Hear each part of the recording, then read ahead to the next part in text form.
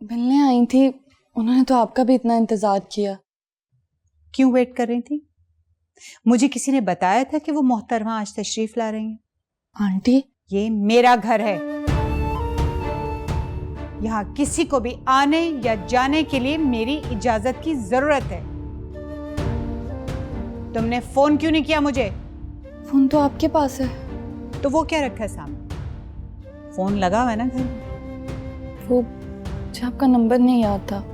ओह, मेरा नंबर तुम्हें क्यों याद होगा? मेरी कोई वैल्यू हो तुम्हारी नजर में तो नंबर याद रखोगी ना। ऐसे नहीं है। बकवास बंद करो अपनी।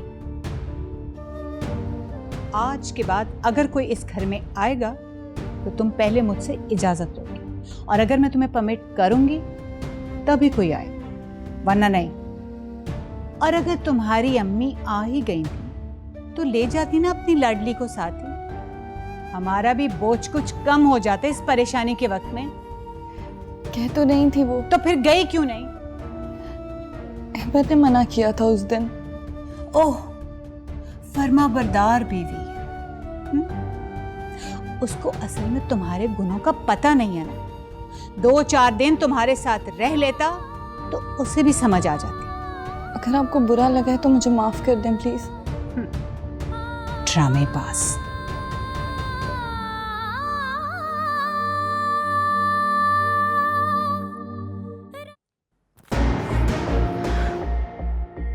आप, तुम यहाँ अपनी नींदें पूरी करने के लिए आई हो?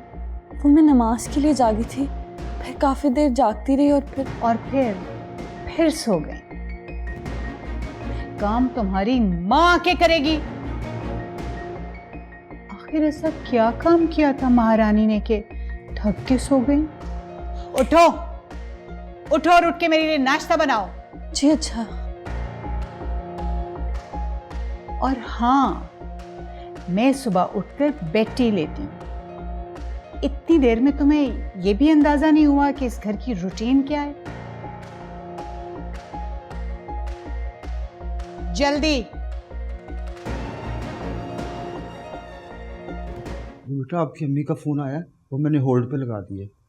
जी।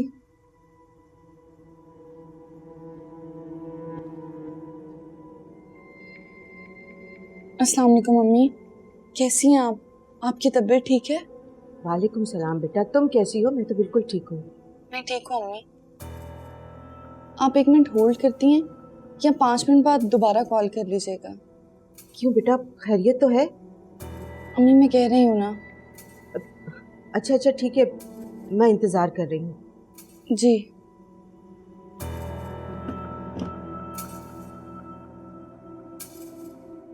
अब क्या तकलीफ है? वो मैं आपसे इजाज़त लेने आई थी, अम्मी का फ़ोन आया। अगर आप इजाज़त दें तो मैं बात कर लूं?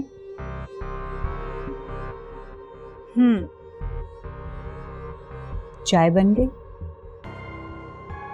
नहीं। तो फिर पहले चाय लेकर आओ ना, फिर बात कर लेना। जी अच्छा।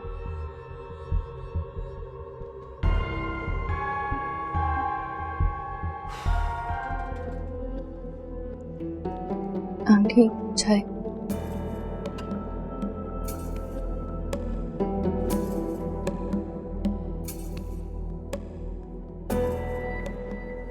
क्या बात है, क्यों घूर रही हो मुझे? मैं अब अम्मी से बात कर लूं? सब्र नहीं होता? सब्र भी किसी चीज का नाम है। तो कोई इमरजेंसी है तुम्हें? नहीं। तो जाओ। जी अच्छा।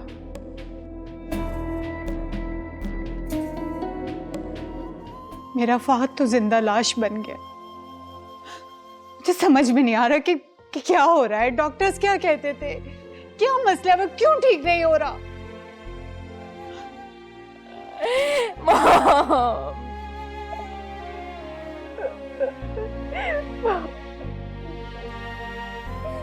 आंटी हौसला करें। क्यों आई हो तुम यहाँ पे? दूर हो जाओ मेरी नजरों से। जैसे ही तुम आई हो हमारे घर पे कयामत टूट पड़ी, मेरा बच्चा इस हाल को पहुंच गया। क्या चाहती हो तुम हमसे? मैं मर जाऊं, ये मर जाए, ये घर खत्म हो जाए और तुम बस राज करो, यही चाहती हो ना?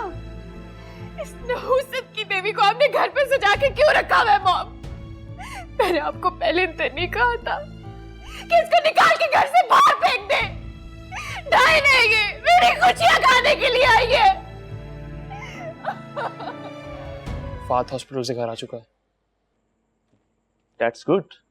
ये तो बड़ी अच्छी खबर है। अब जमानत में कोई रुकावट नहीं होगी। इंशाल्लाह।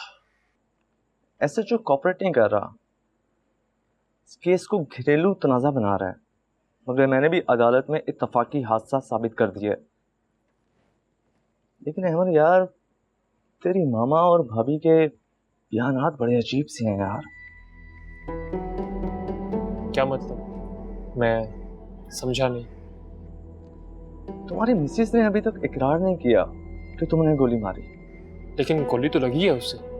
देखो, तुम इन चक्करों में मत पड़ो। हो सकता है थानेदार ने खुद से उल्टी सीधी रिपोर्ट बनाकर साइन ले लिए हों। वैसे भी अदालत पुलिस की रिपोर्ट को शक की नज़र से ही देखती है।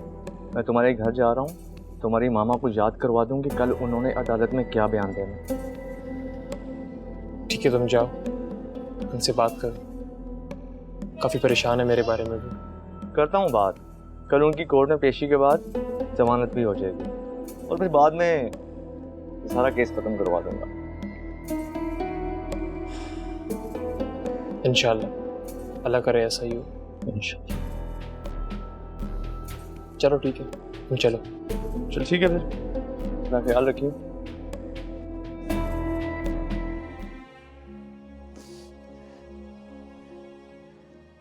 कबीर बेटा, देखो सब्र से काम लो।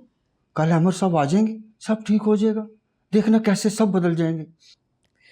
कुछ नहीं अनवर चाचा, बस अम्मी की याद आ रही थी। तो आप मेरे फोन से बात कर लो बेटा, जरा एहतियात से, और बात करके यही रख देना बेटा। तुम्हारी वालदा को खैरियत की इतला तो मिल जाएगी ना बेटा। आंटी को बुरा लगेगा। आंटी को पता चलेगा तो बुरा लगेगा ना। अब बात कर लो।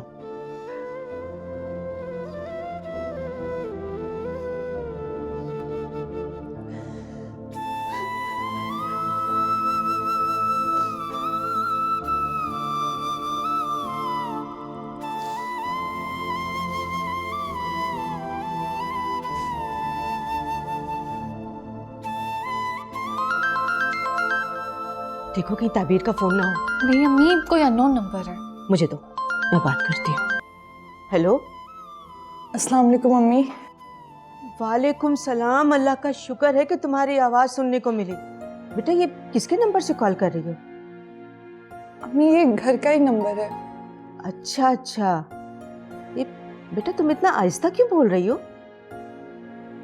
फहद भाई को डॉक्टर ने घर भेज दिया है। ये अल्लाह का शुक्र है। और कल अहमद की जमानत भी हो जाएगी इंशाल्लाह। इंशाल्लाह। मैंने कल रात तहज्जुद पढ़कर अल्लाह ताला से गिड़गिड़ा कर दुआएं मांगी थी, लगता है कबूल होगी।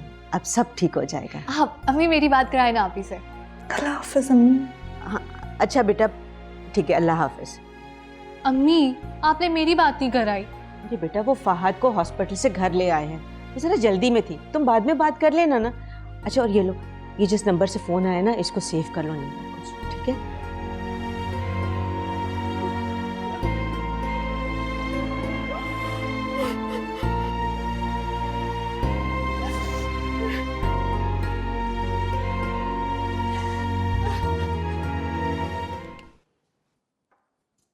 ओहो, आज तो बहुत तैयार नहीं हो रही।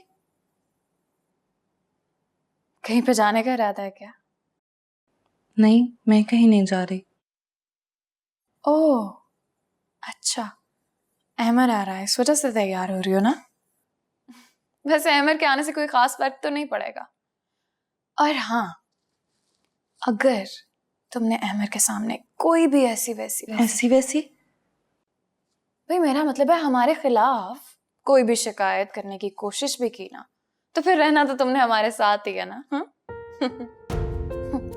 और अहमर के अंदर इतनी हिम्मत नहीं है कि वो अपनी मॉम या अपनी भाभी की मर्जी के खिलाफ कोई भी कदम उठा सके। और अगर फिर भी तुमने कुछ कहा तो फिर हमारे पास भी बहुत कुछ हो सकता है कहने के लिए। भाई मेरा मतलब है कहने में कितनी देर लगती है, क्या जाता है इंसान का, सिर्फ जुबान ही हिलानी पड़ती है ना। और हम शक और नफरत की ऐसी आग भड़का देंगे कि तुम सारी उम्र उसमें जलती और भुनती रहोगी। लगी समझ तुम्हें? मैं अमर से कोई बात नहीं करूंगी। ना ही कहो तो अच्छा है। वैसे एक बार कह के भी देख लेना, कोई फर्क तो नहीं पड़ेगा।